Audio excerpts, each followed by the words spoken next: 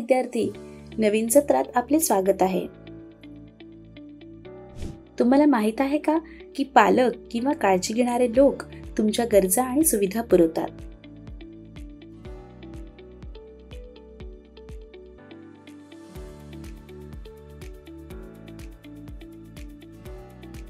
तुम्हाला माहित आहे का की देशातील लोकांना अशा गरजा आणि सुविधा कोण पुरवतात?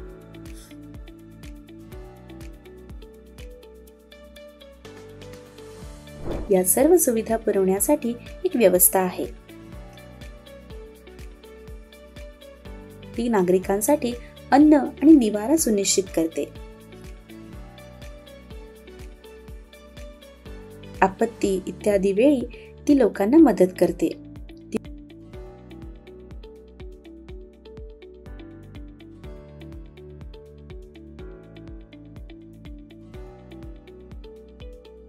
दहशतवादापासून सीमांचे देखील रक्षण करते.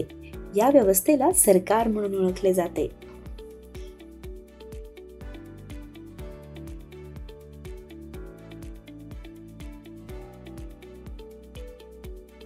आजच्या सत्रात आपण इयत्ता 6वीच्या सामाजिक शास्त्रांच्या सरकाराबद्दल अधिक समजून घेऊया.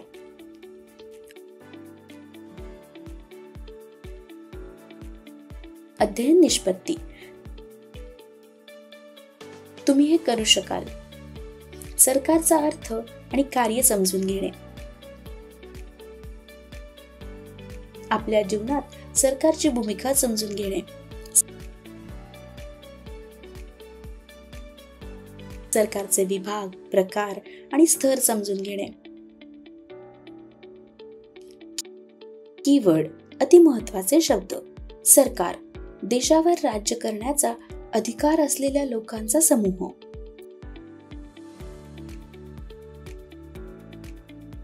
लोकशाही, लोकांनी स्थापन केलेले सरकार.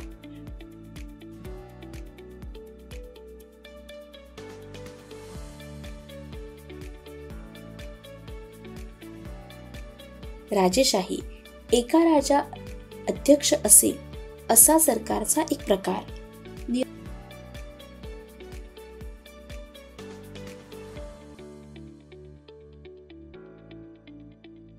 निर्णय घेणे, निर्णय घेण्याची प्रक्रिया.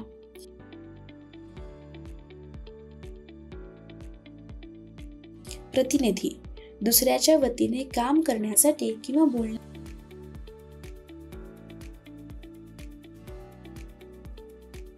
निवडलेले किंवा नियुक्त केलेले व्यक्ती.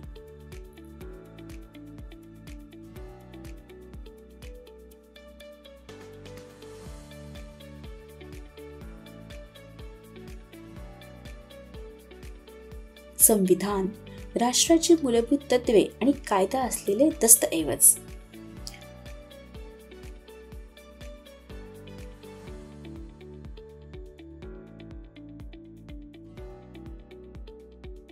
राज्य सरकार, सरकार संपूर्ण राज्यासाठी काम करते.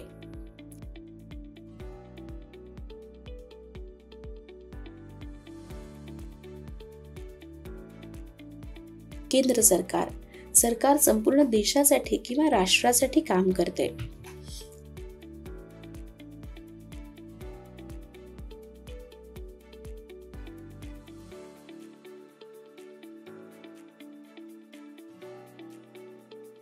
संकल्पना नकाशा तपासा.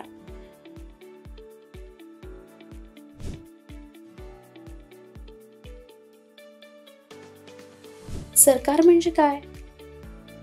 देश किंवा राज्यासाठी नियंत्रण ठेवणाऱ्या आणि निर्णय घेणाऱ्या लोकांच्या गटाला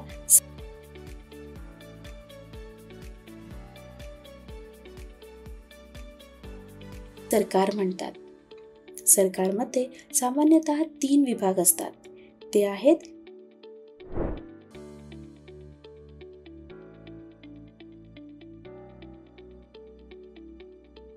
कायदेमंडळ,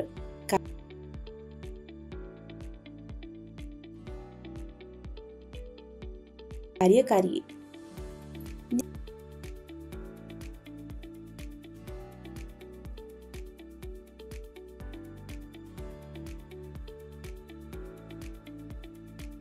न्यायपालिका.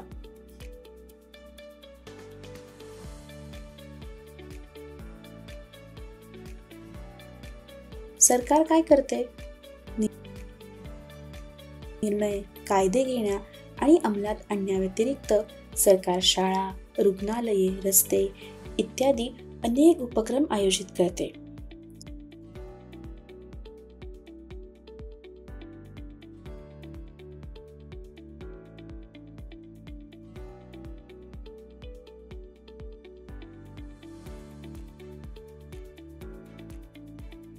सरकार विविध कल्याणकारी योजना देखील राबवते.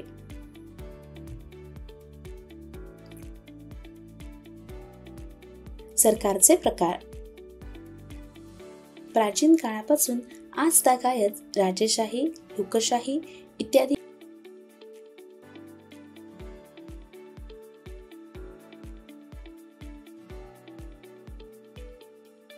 अनेक प्रकारच्या सरकारांनी काम केले आहे.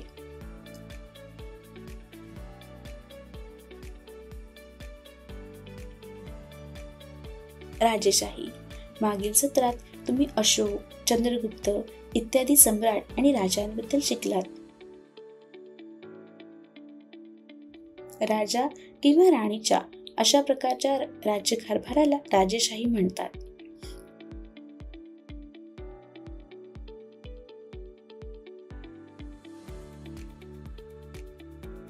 एक सम्राट वारशाने सत्तेवर येतो.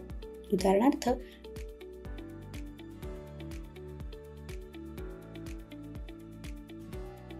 राजा अशोक त्याचे वडील बिंदुसार यांच्यानंतर सत्तेवर आला.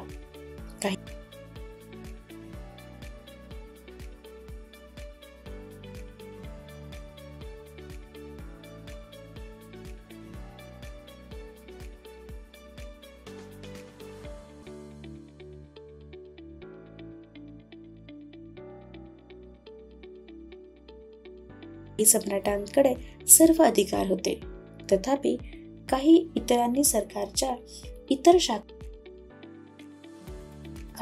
अधिकार वाटून घेतले.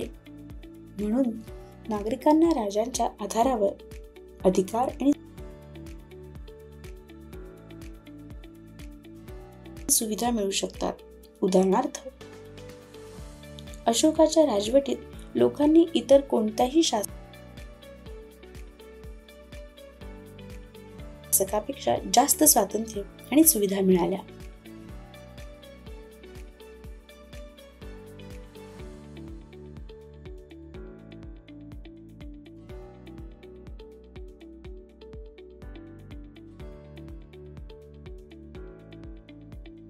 हे लोकांद्वारे चालवले जाणारे सरकारचे एक प्रकार आहे. येथे प्रत्येक नागरिकाला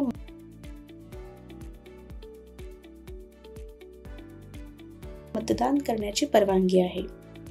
अशा प्रकारे तो किंवा ती थेट किंवा त्यांच्या प्रतिनिधीद्वारे निर्णय घेण्यास किंवा कायदे करण्यास सहभागी होतो.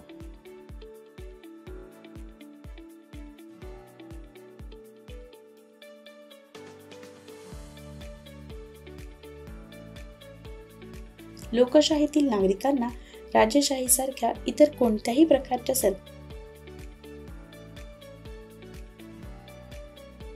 सरकारपेक्षा जास्त अधिकार आणि सुविधा मिळतात. येथे सत्ता वारशाने मिळू शकत नाही.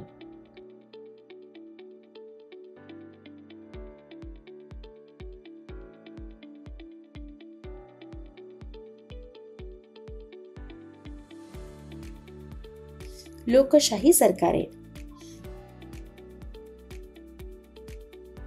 सध्याच्या जगातील बहुतेक देशांमध्ये लोकशाही सरकारे स्थापन झाली आहेत. भारत देखील एक लोकशाही देश आहे. लोकशाहीमध्ये 2 प्रकारची सरकारे असतात.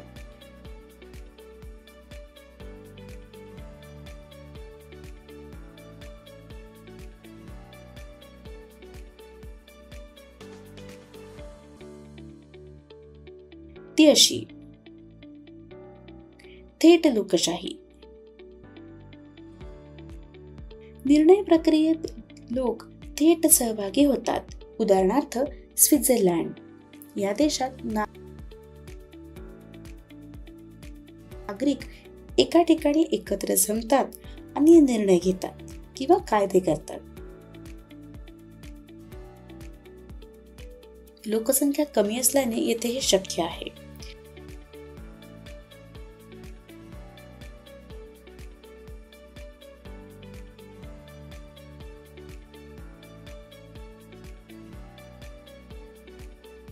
प्रत्येक लोकशाहीमध्ये फक्त नागरिकच कायदे करू शकतात. सर्व बदल नागरिकांनी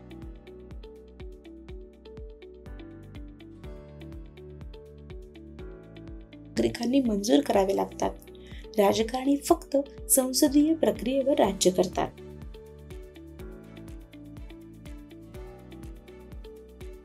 स्वित्झर्लंडमध्ये यशस्वी थेट लोकशाहीचा दीर्घ इतिहास आहे.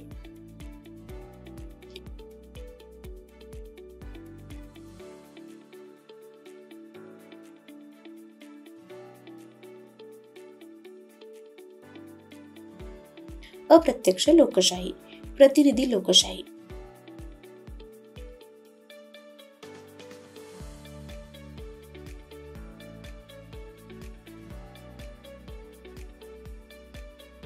लोकशाहीच्याच या स्वरूपात लोक त्यांच्या प्रतिनिधीद्वारे अप्रत्यक्षपणे निर्णय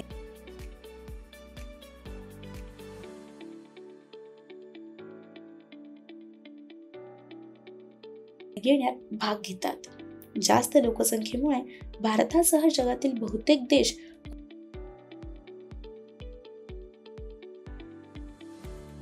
अप्रत्यक्ष लोकशाहीचे पालन करतात.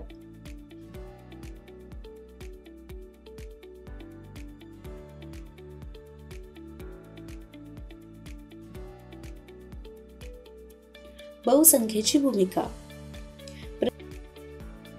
प्रतिनिधी तत्वाव्यतिरिक्त बहुसंख्येचे राज्य हे लोकशाहीतील प्रमुख तत्वांपैकी एक आहे.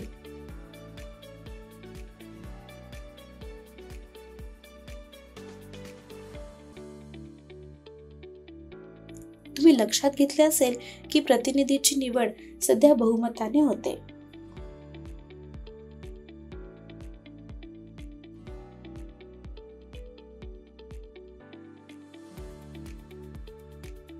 याचा अर्थ ज्याला जास्त मते मिळतात, जरी ती व्यक्ती एका मताने असली तरी तो निवडून येतो.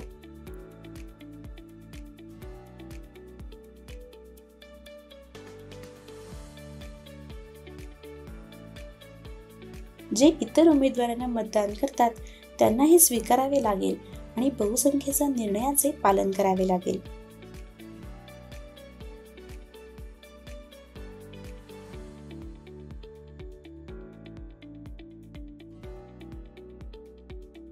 त्याचप्रमाणे निवडून आलेल्या प्रतिनिधींचे बहुतेक निर्णय बहुमताच्या समान तत्वांवर आधारित वैध केले जातात.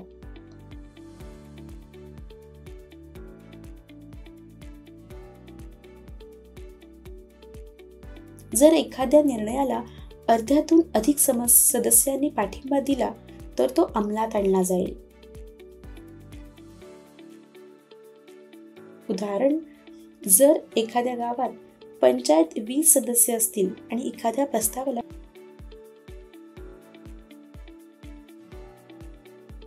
फक्त 11 सदस्यांनी पाठिंबा दिला असेल तर 9 सदस्यांनी विरोध केला तरीही तो मंजूर केला जाईल आणि अंमलात आणला जाईल.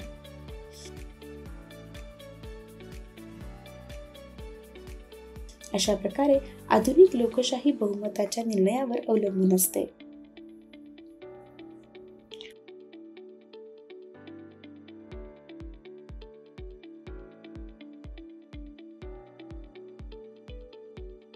अप्रत्यक्ष प्रतिनिधी लोकशाहीचे प्रकार. संसदीय प्रणाली. या प्रणालीमध्ये कार्यकारी संस्था कायदे मंडळापासून तयार केली जाते.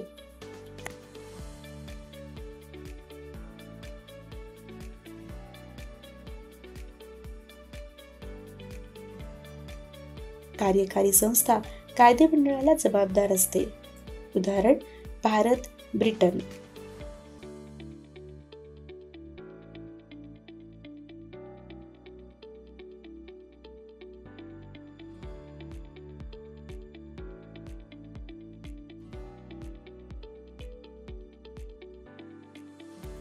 अध्यक्षीय प्रणाली.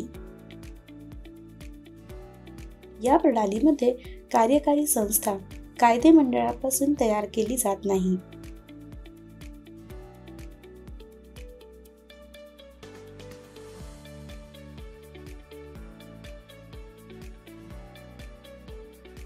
कार्यकारी संस्था कायदे मंडळाला जबाबदार नसते. उदाहरण अमेरिका, ब्राझील.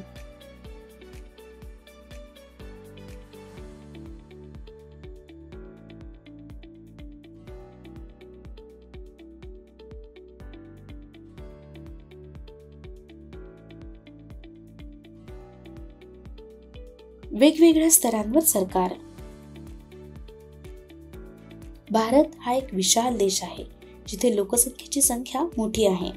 त्यामुळे देशभरातील लोकांच्या गरजा आणि समस्या ओळखणे कठीण आहे. म्हणून सरकार विविध समस्या सोडवण्यासाठी वेगवेगळ्या स्तरांवर काम करते. त्या आहेत राष्ट्रीय पातळी केंद्र सरकार, राज्य पातळी राज्य सरकार,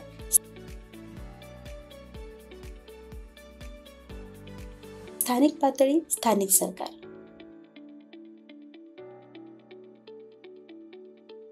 चला काही महत्त्वाचे मुद्दे पाहूया. लोकशाही म्हणजे लोकांचे लोकांद्वारे लोकांसाठीचे सरकार.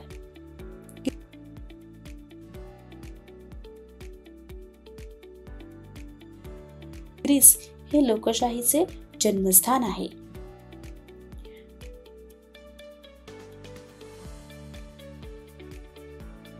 प्रतिनिधी निवडाच्या प्रक्रियेला निवडणूक म्हणतात.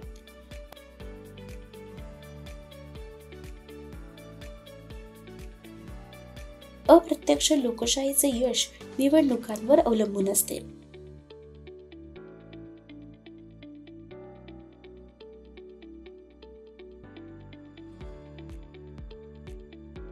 ते येथे महत्त्वाची भूमिका बजावतात.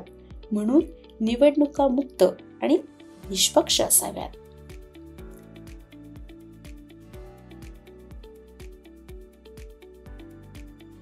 स्वातंत्र्यापूर्वी भारतात महिला आणि काही समुदायांच्या लोकांना मतदानाचा अधिकार नव्हता.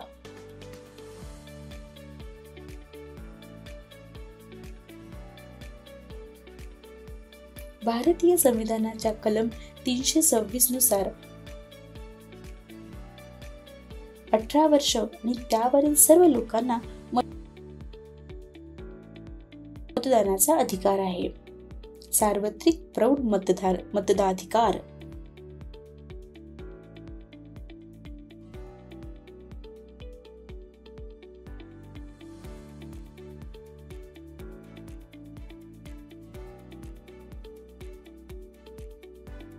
तर या सत्रात आम्ही सरकारची मूलभूत कार्य आणि त्यांचा आपल्या दैनंदिन जीवनावर होणारा परिणाम यांचा शोध घेतला. आम्ही सरकारी संरचनेचे विविध स्तर